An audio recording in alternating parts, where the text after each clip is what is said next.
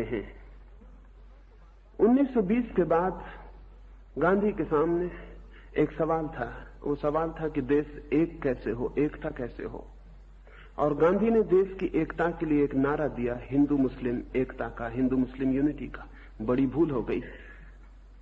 हिंदुस्तान में ईसाई भी रहते हैं, जैन भी रहते हैं, बौद्ध भी रहते हैं, पारसी भी रहते हैं, आदिवासी भी रहते हैं, सिख भी रहते हैं। लेकिन गांधी ने नारा दिया हिंदू मुस्लिम एकता, हिंदू मुस्लिम भाई भाई। गांधी से बुनियादी भूल हो गई। जैसे ही गांधी ने यह कहा हिंदू मुस्लिम एकता, वैसे ही मुसलमान और हिंदू को अतिरिक्त महत्व मिल गया, जो खतरनाक सिद्ध हुआ। और मुसलमान को भी यह दिखाई पड़ गया कि मेरी एकता ही असली बात है। अगर मैं एक होने को राजी नहीं तो हिंदुस्तान कुछ भी नहीं कर सकता है। अगर गांधी ने कहा होता भारतीय एकता, हिंदू मुस्लिम एकता, बहुत दुर्भाग्यपूर्ण चुनाव था। वो शब्द बहुत खतरनाक था। उसी शब्द के बीज ने पाकिस्तान का रूप लिया। वही शब्द विकसित हुआ और पाकिस्तान तक पहुंच गया। मुसलमान को सेल्फ कॉन्शियस कर दिया गांधी ने, हिंदू को भी सेल्फ कॉन्शियस कर दिया। गांधी ने दोनों को ये चेतना दे दी कि हम ही सब कुछ है, हिंदू मुसलमान ही भारत है। हिंदू मुस्लिम भाई भाई, मुसलमान और हिंदू को लगा कि हम ही, हमारे ऊपर सब कुछ निर्भर है। और मुसलमान को ये चेतना स्पष्ट ये अनुभव करा गई कि अगर वो साथ खड़ा नहीं होता है तो भारत की एकता नहीं बन सकती है। आखिर इसी समझौते पर हिंदुस्तान की आत्मा विभाजित हुई। हिंदुस्तान दो टुकड़ों में टूटा। शायद हजारों वर्ष लग जाएंगे हिंदुस्तान को अपने शरीर को फिर एक बनाने में, शायद न भी बना पाए। लेकिन एक छोटी सी भूल, शब्दों का चुनाव। लेकिन गांधी से भूल हुई तो पीछे कारण था। गांधी यद्यपि मानते थे कि सारे धर्म समान हैं, सारे धर्म बराबर मूल्य के हैं, लेकिन फिर भी गांधी के मन से यह भ्रम कभी नहीं मिटा कि मैं हिंदू हूं। वो ये हमेशा कहते रहे कि मैं हिंदू हूं। काश गांधी इतनी हिम्मत और कर लेते और कह सकते कि मैं सिर्फ मनुष्य हूं, न मैं हिंदू हूं न मैं मुसलमान, तो हिंदुस्तान का विभाजन कभी भी नहीं हो सकता था। लेकिन गांधी का यह ख्याल कि मैं हिंदू हूं, जिन्ना को मुसलमान और मुसलमान और मुसलमान बनाता चला गया।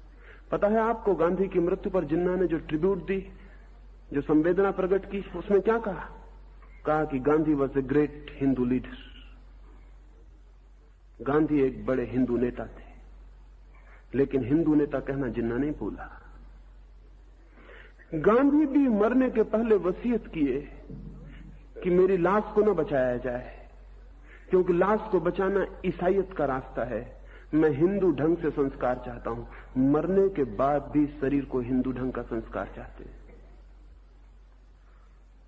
गांधी के मन से हिंदू का भाव नहीं जा सका। गांधी अद्भुत व्यक्ति थे, लेकिन कहीं एक हिंदू की पकड़ एक कोने पे बैठी रह गई, और वो कोने की पकड़ सारे हिंदुस्तान के लिए घातक सिद्ध हुई। कोई छोटा मोटा आदमी, मेरा जैसा कोई व्यक्ति, अगर अपने को हिंदू और मुसलमान मानता रहता तो कोई नुकसान नहीं हो सकता था।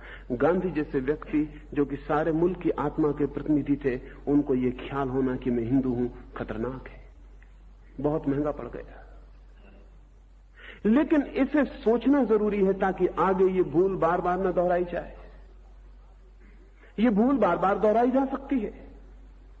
हिंदुस्तान को ऐसे नेतृत्व की जरूरत है जो न हिंदू हो, न मुसलमान हो, न जैन हो, न ईसाई हो। हिंदुस्तान को एक ऐसे नेतृत्व की जरूरत है जिसका हिंदी पे आग्रह ना हो, तमिल पे आग्रह ना हो, बंगाली पे आग्रह ना हो। नहीं तो फिर ये भूल दोहरेगी। ये हिंदुस्तान और 10 टुकड़ों में टूट सकता है। जैसे कल हिंदू मुसलमान ने तोड़ दिया था, आने वाले 10-25 वर्षों में हिंदी और गैर हिंदी टूट सकते हैं। लेकिन गांधी की भूल पर विचार कर लेने से ये ख्याल में आ सकता है कि ये भूल फिर न दोहरा दी जाए। गांधी ने कहा हिंदू मुस्लिम भाई भाई, फिर हमने आजाद हुए और हमने एक नारा लगाया हिंदी चीनी भाई भाई। हम फिर वही भूल दोहरा रहे थे। एशिया में बर्मी नहीं रहते, जापानी नहीं रहते, कोरियन नहीं रहते, एशिया में सीलोनी नहीं रहते, एशिया में थाई नहीं रहते, एशिया में सिर्फ हिंदी और चीनी रहते हैं। वही बेवकूफी जो हिंदू मुसलमान के साथ हुई थी, वही बेवकूफी हमने फिर दोहराई, हिंदी चीनी भाई भाई। चीन समझ गया कि जैसे ये मुसलमान से डरते थे, अब हमसे डरना इन्होंने शुरू कर दिया है। ये समझने में देर ना थी। हम जिससे डरते हैं उसी को भाई भाई कहते हैं, जिससे हम नहीं डरते उसकी हम बात ही नहीं करते। ये हमारे फियर का, हमारे भय का सबूत हो गया है। हम जिससे डरेंगे उसी को कहेंगे कि हम आप तो भाई भाई हैं, लेकिन जिसको हम भाई कहते हैं वो समझ जाता है कि भाई हम किसको कहते हैं। गलती जो मुसलमान के साथ हुई थी वही गलती चीन के साथ हुई। एशिया में हमने दो दुश्मन खड़े किए, एक पाकिस्तान और एक चीन, और दोनों को हमने भाई भाई कहा था। ये भाई भाई की फिलोसफी में कहीं कोई बुनियादी भूल है, और इस फिलोसफी के लिए गांधी जिम्मेवार है। तो मैंने पत्रकारों को कहा था कि हमें सोचना चाहिए, गांधी इतने बड़े व्यक्ति हैं कि उनकी छोटी सी भूल भी बहुत बड़ी भूल सिद्ध हो सकती है, हजारों साल के लिए प्रभावित कर सकती है।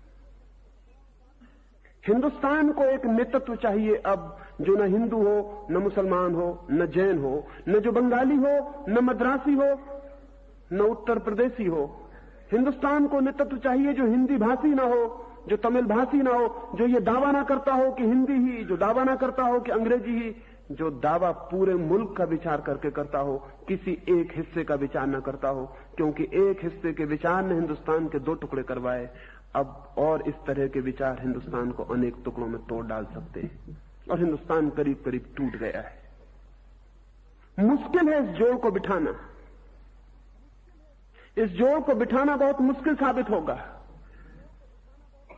भाषावार प्रांत तोड़ दिए, पूरे हिंदुस्तान की हमने कोई फिक्र न की, एक एक भाषावार प्रांत की फिक्र की। अब महंगा हो गया मामला, अब एक एक भाषावार प्रांत एक एक पाकिस्तान सिद्ध हो सकता है।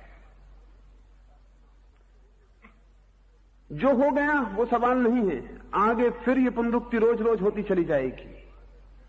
पीछे लौट के देखना जरूरी है। गांधी के 50 वर्षों की कहानी इस हिंदुस्तान के लिए हजारों वर्ष तक मूल्यवान रहेगी। उस 50 वर्ष में हमें फिर गौर कर करके देख लेना जरूरी है कि हमने क्या भूलें दोहराई, हमने कौन सी गलतियां की जो कि आगे हमसे न हो। फिर ये भी जानना जरूरी है कि कोई कितना ही बड़ा महापुरुष हो, दुनिया में कोई पूर्ण पुरुष न हुआ है, न हो सकता है। सच तो यह है कि जो पूर्ण हो जाते हैं वो मोक्ष चले जाते हैं, शायद वो दुनिया में वापस नहीं आते हैं। दुनिया में जो आता है वो अपूर्ण होता है, इसलिए आता है। अपूर्ण पुरुष, महान से महान व्यक्ति भी अपूर्ण ही होता है। उसकी अपूर्णता पर ध्यान न हो और हम पूरे मनुष्य को स्वीकार कर लें तो हम बहुत महंगाइयों में भी पड़ सकते हैं, बहुत महंगा सौदा हो सकता है।